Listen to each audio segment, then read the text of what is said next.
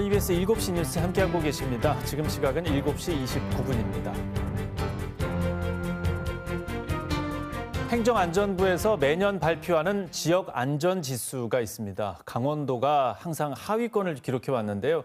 지난해 많은 예산을 투입하면서 개선하려고 노력했는데 오늘 사건 파일에서 얼마나 개선이 됐는지 또 과제는 어떤 것들이 있는지 자세히 들어보겠습니다.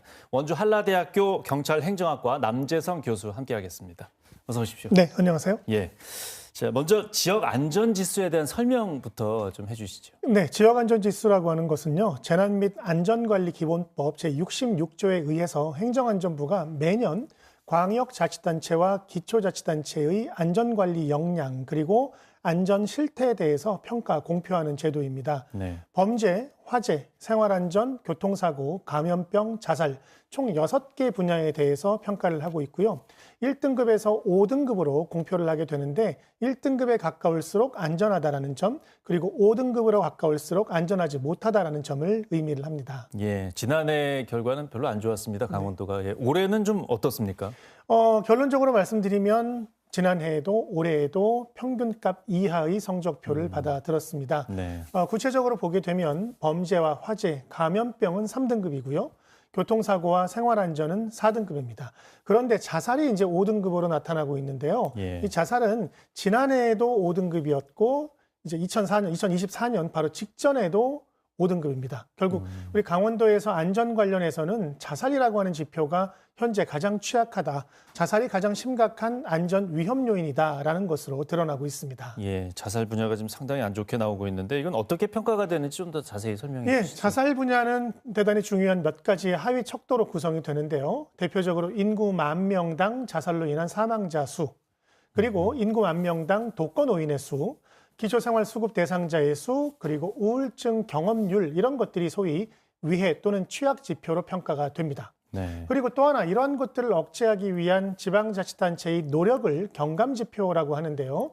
사회복지보건 예산액 그리고 자살을 예방할 수 있는 전담 공무원의 수를 평가를 합니다. 그러니까 결국 강원도에서는 자살로 인한 사망자가 지속적으로 늘어가고 있다. 하지만 그럼에도 불구하고 관련되는 예산이라든지 관련 공무원이 증액 또는 증원되지 못하고 있기 때문에 이러한 결과가 나타나고 있는 것으로 볼 수 있습니다. 예, 이렇게 나온 건 좀 오래된 문제이기도 한데 이렇게 개선이 잘 안 되는 겁니까? 그러니까 결국은 강원도가 안고 있는 사회 경제적인 열악성이 이 지표로 여실히 드러나고 있는 게 아닌가라고 판단할 수 있는데요.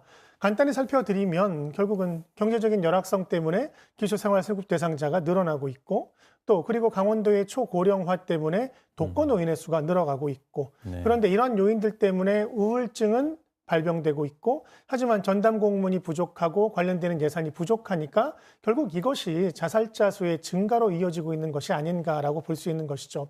그러니까 강원도의 재정적인 그런 지표가 굉장히 열악하고 재정 건정성이 좋지 못합니다. 이러한 것들이 결국은 다양한 안전 위험 요소로 그대로 작용하고 있는 것이 아닌가 이렇게 평가할 수 있습니다. 예. 지난해 강원도에서 한 600억 원 넘게 예산을 들여서 확실하게 개선을 하겠다 이렇게 해서 노력하지 않았습니까?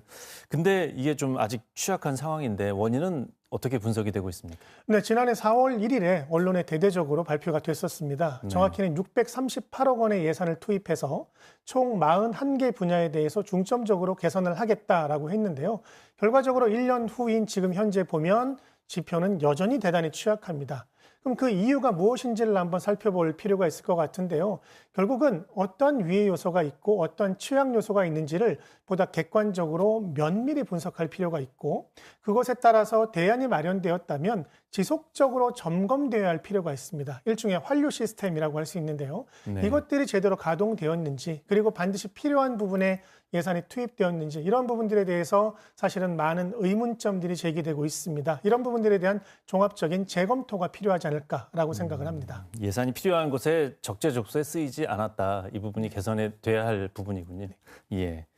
강원도와 기초자치단체의 이제 노력이 많이 필요한데 이게 지금 벤치마킹할 필요가 있는데 다른 지역에 잘 된 사례는 어떤 것들이 있습니까? 네, 행정안전부는 이번에 지역안전지수를 발표하면서 몇 개의 대표적인 개선 사례도 공표를 했습니다.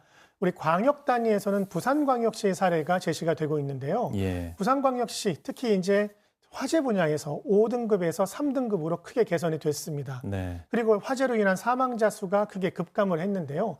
이와 관련된 원인을 분석해 보니까 화재 분야에 있어서 소방안전 교육을 대폭 확대를 했습니다. 그리고 화재가 발생했을 때 대응할 수 있는 훈련도 크게 확대를 했습니다. 결국 지역 주민들에 대한 그런 참여 교육들이 많이 크게 늘었다라는 것이고요. 또 기초 단위에서 보게 되면 경상북도 의성군이 제시가 되는데요.